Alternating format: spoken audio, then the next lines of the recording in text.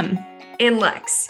two imperfect six-figure business coaches, co-founders, and friends who decided to combine our superpowers to bring to market something we wish we had when we entered the world of coaching. A real, non-BS, intimate, and fun community built with integrity, intention, and a few glasses of wine. In this podcast, we get real.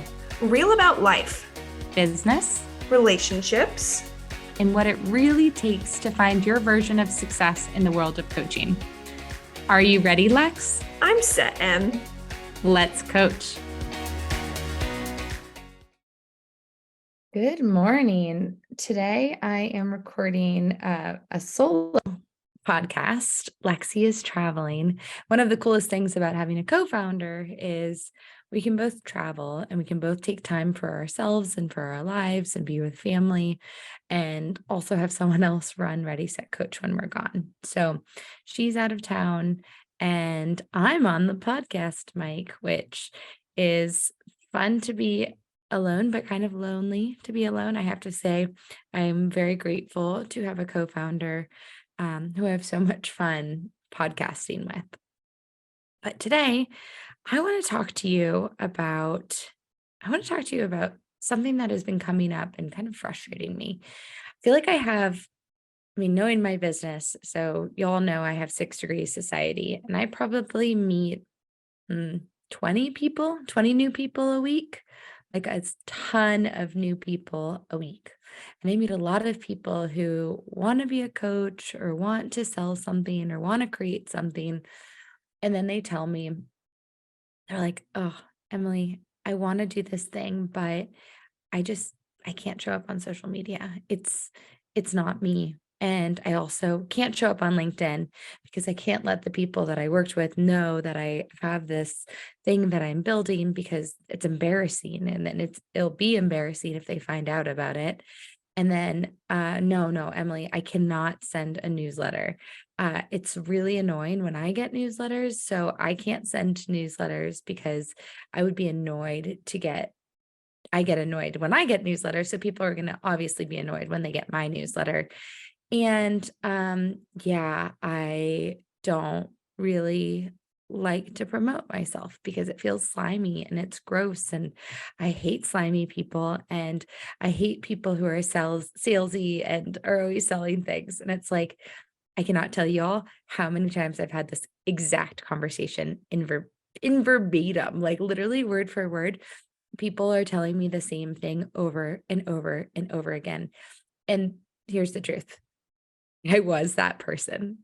I 1,000% was that person who had every single objection in the world to why I shouldn't show up, why I wasn't posting on LinkedIn, why I felt selling was like the most disgusting thing that we could do. I was just a generous person. Let me be a generous person. And so once I overcame that, do you know what happened? I started making money. I started making like real legit money. I started inviting people to come and work with me and people said, yes, can I pay in full? And so what I really want you guys to learn today is breaking down the mindset behind all of these things. So we'll start with social media because social media seems to be one of the biggest objections and blocks that people have.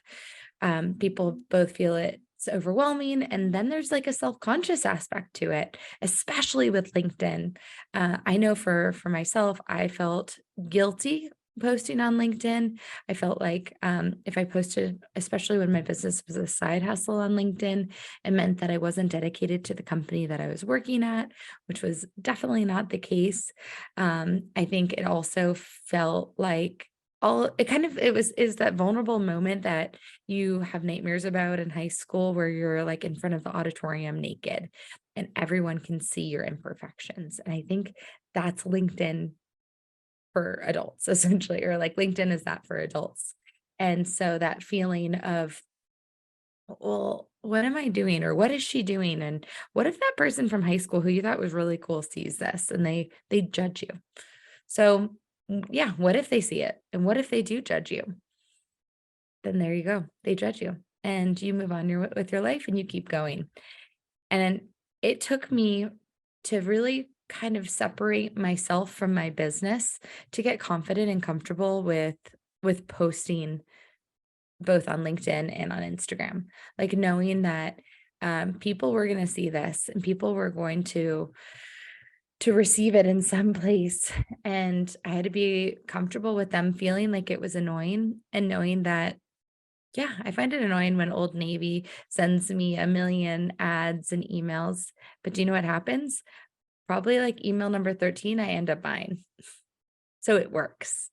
So the annoying part is a factor that we have to eliminate, we have to get comfortable with. The second part that I want to talk about with both the mindset is not being annoying and reframing it as being providing value. So what if that post, that Instagram post or that LinkedIn post, or heck, the newsletter that you bravely decided to send out reached their inbox at a timely manner? And what I mean is I've had people who have messaged me after I've posted something saying like, you have no idea how much I needed to hear your message, or I was really struggling with X, Y, and Z, and that those tips really helped me implement what I needed to implement. So looking at Instagram and LinkedIn and newsletters as a place to provide value versus a place to sell, I think will make it feel that much more fun. So it's a free place to provide value, and it's a free place for people to continue their education, to keep learning, to be inspired, and so be a place of inspiration. You're not someone who, I imagine, you're not someone who is creating this false narrative of a reality that's aspirational and that people can't attain. You're probably giving them building blocks and steps of how to get to the reality they want to be at. So, same thing with newsletters. Newsletters, I like to provide value in my personal newsletters. And the other aspect of newsletters is providing a call to action. What do you want them to do? Do you want them to sign up for a newsletter? Do you want them to join an event? You can be inviting them to things, but it doesn't have to be an expensive invite. And I noticed this so much during the pandemic. And I've talked about this before with other podcasts, but so many people kind of like cheapened themselves because of the pandemic, in that they were like, oh, there's a pandemic. I'm a yoga teacher. I'm already getting paid $10 per class. Let me just make them free instead. And I think there's an opportunity for you to really anchor your pricing in your messaging and let people know what your worth is, also by the value you're providing. So, so I don't get all over the place. I don't have Lexi to rein me in, but thinking about, and I've said this probably 1,000 times on podcasts, but thinking about when it comes to sales, when it comes to newsletters, as an opportunity like a Ticketmaster. So if Taylor Swift is coming to town and Ticketmaster didn't let you know, you'd be pretty pissed. And then you found out on Twitter, and at that point it was all sold out. You would be really, really pissed because you've been saving up to go to Taylor Swift. So similarly, it's the same thing with newsletters. I was in the camp, like, I'll send one newsletter a month because I know how busy my inbox is. The last thing I want is to inconvenience others. Well, the reality is, I have an event happening today in Denver, and people are like, oh my God, wait, how do I find out more about your events? I want to go to your events. I want to go tonight.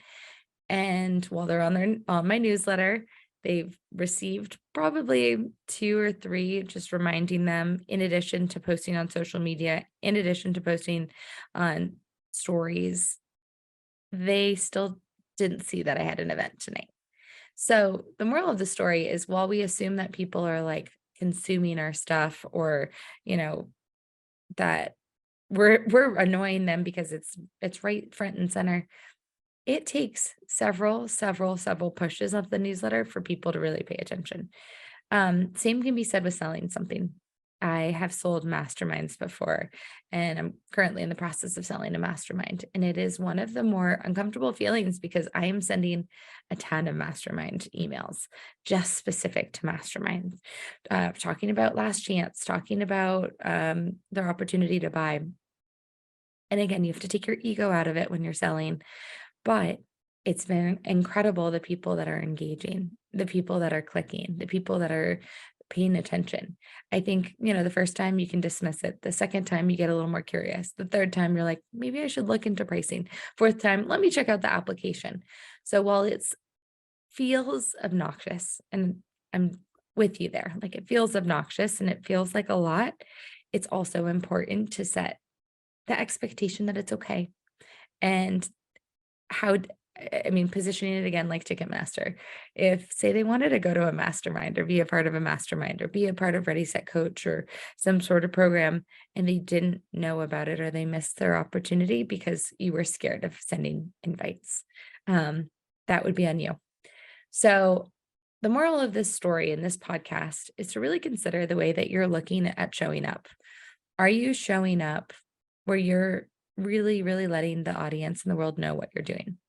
And I have to admit something, y'all. I struggle with this too.